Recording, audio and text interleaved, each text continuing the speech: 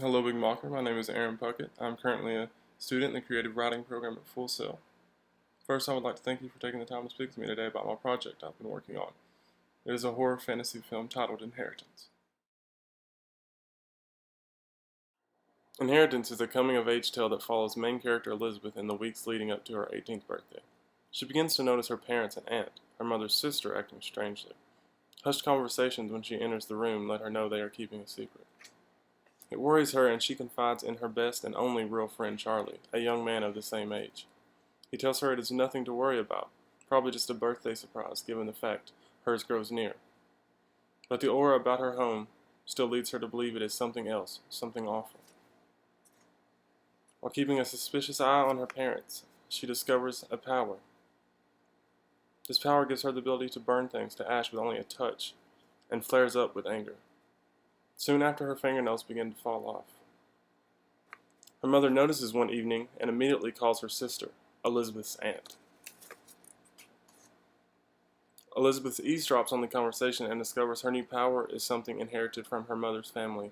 They call it the Devil's Touch and refer to it as a family curse. She learns not only that losing her fingernails was the telltale sign that tipped off her mother, but that she will lose her hair as well. She learns the power, however, is not the biggest secret, but that her mother will gather her family to purge the world of the devil. Realizing her parents intend to kill her, she attempts to flee, convincing Charlie to go with her by revealing her power. The two fail and are returned to Elizabeth's parents. They keep them locked up until Elizabeth's father, an older man, whom she recognizes as a distant relative, comes to take Charlie away. In the final scenes, Elizabeth lays chained to the table in front of an audience of distant relatives, her mother wielding a knife above. She pleads not for her life, but for Charlie's. She learns it is too late and he has already been murdered because he knows too much. She becomes enraged. Her power manifests and she frees herself from her chains and slaughters all in attendance before burning her house to the ground. At the end, she leaves her hometown, vowing to discover all she can about the Devil's Touch.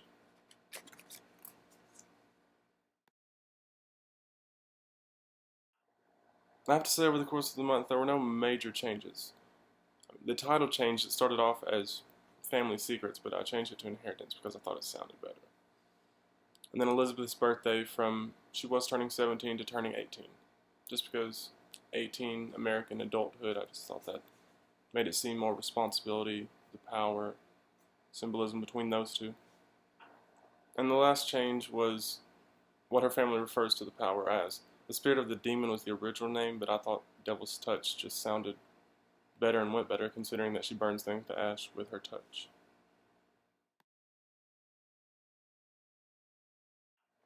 Yes, there is. I was thinking Joss Whedon, maybe in a producer or director role, possibly even both. He's very adept at creating strong female leads, which I think Elizabeth is from the story.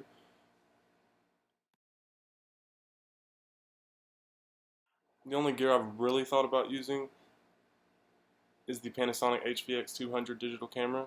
For many scenes I have envisioned in this film, the HVX200's slow motion and post-filming of special effects capabilities are ideal.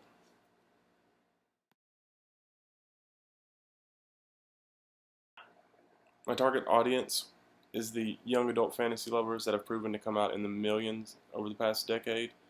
And so I was thinking Lionsgate as a creative distributor, considering they have had so much success with movies such as The Hunger Games and Twilight.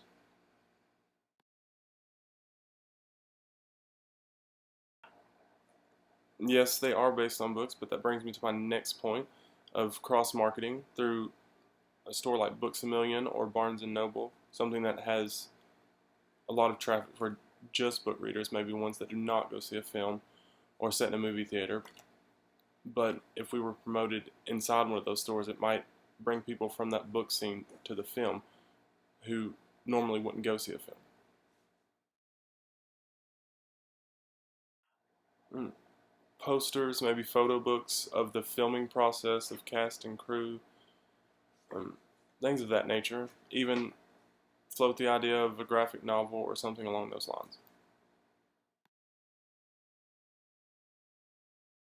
I plan to primarily use trailers, um, posting them to YouTube, commercial spots, and other films that young adults are likely to go to.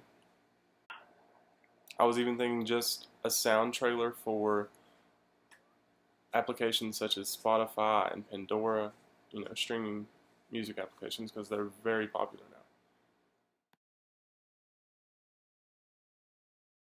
I would have control groups view the trailers before they were launched and question them to make sure that the trailers accomplished two things: made them feel suspense and horror, and made them want to find out what the secret is that she searches for or thinks her family is hiding from her.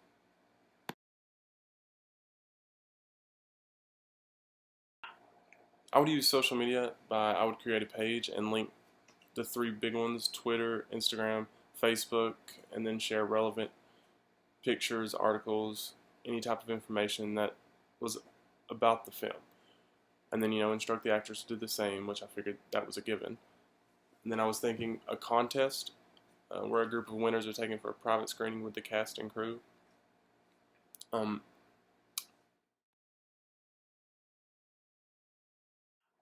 First, I think most people are like me and love a good coming of age tale with a strong lead. And second, the public seems to be gluttons for fantasy and supernatural right now, so anything that's decently done is almost guaranteed to be a success.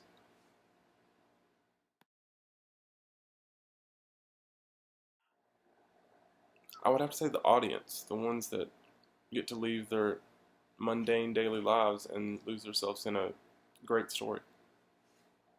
Thank you again for your time, Big Mocker.